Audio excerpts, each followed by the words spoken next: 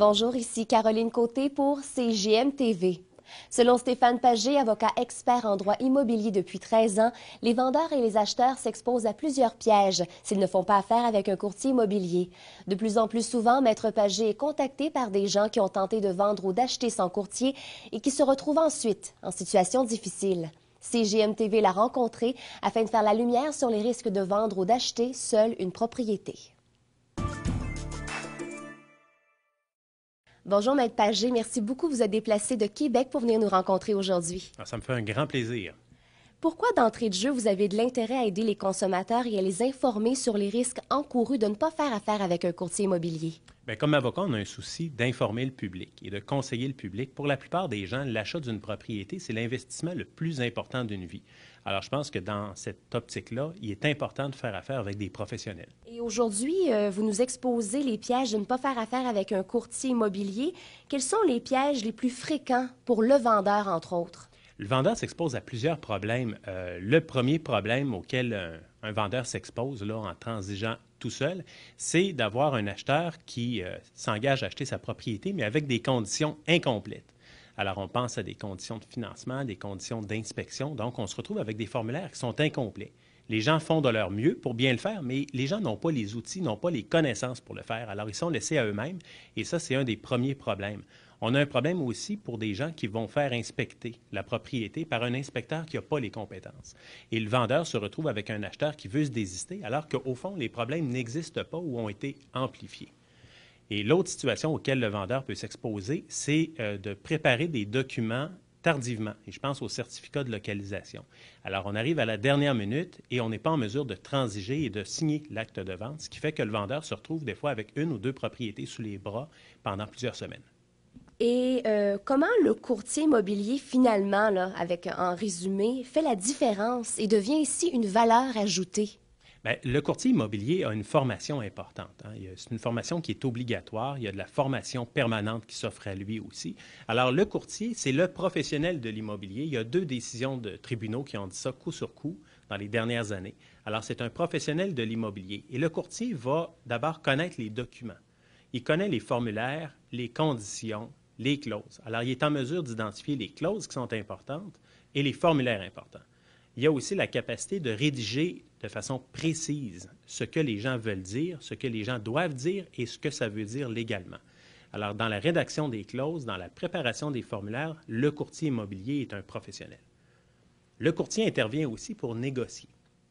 Alors, ce n'est pas évident. Ça peut paraître bien évident là, de mettre en vente sa propriété. Ce n'est pas juste là, de faire chauffer de la tarte aux pommes pour mettre une ambiance dans la maison. C'est des gestes qui sont importants.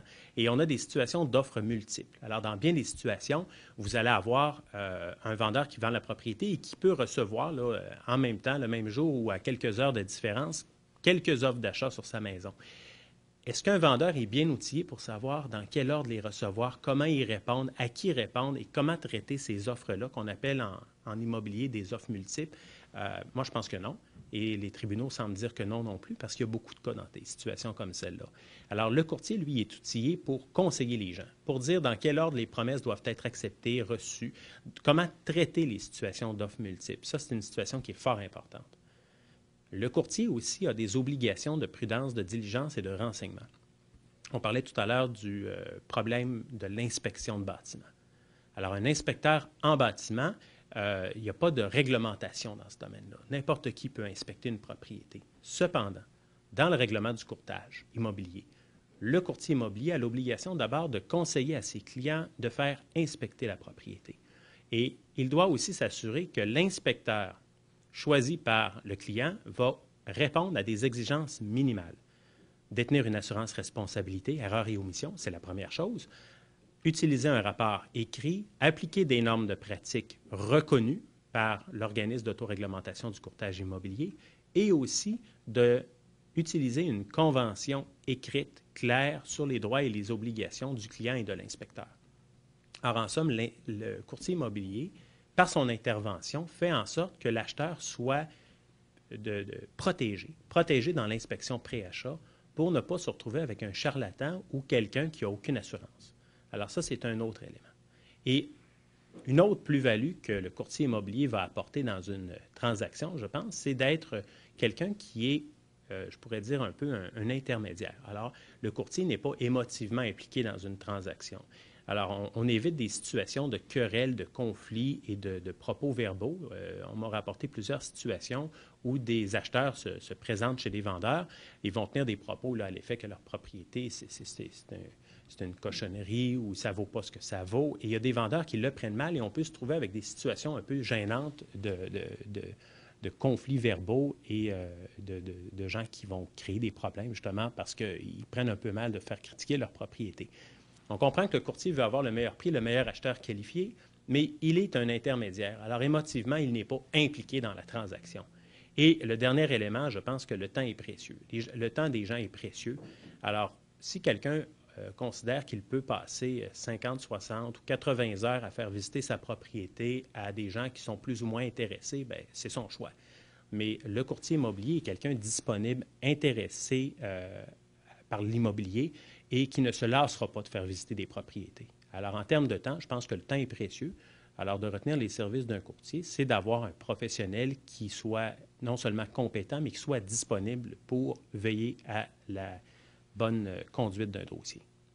Bien, merci beaucoup, Maître Pagé. Si vous me le permettez, je vous demanderai de nous énoncer votre slogan pour terminer cette entrevue. Avec ma pratique, ce que j'ai constaté, c'est que sans courtier, plein de problèmes. Merci beaucoup, Maître Pagé. Plaisir.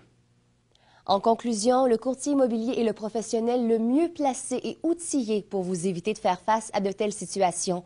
Il est disponible en tout temps pour répondre à vos questions, qu'elles soient par exemple d'ordre financier ou juridique.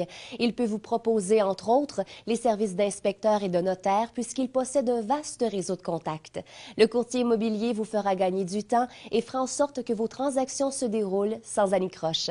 C'était Caroline Côté pour CGM TV. À très bientôt.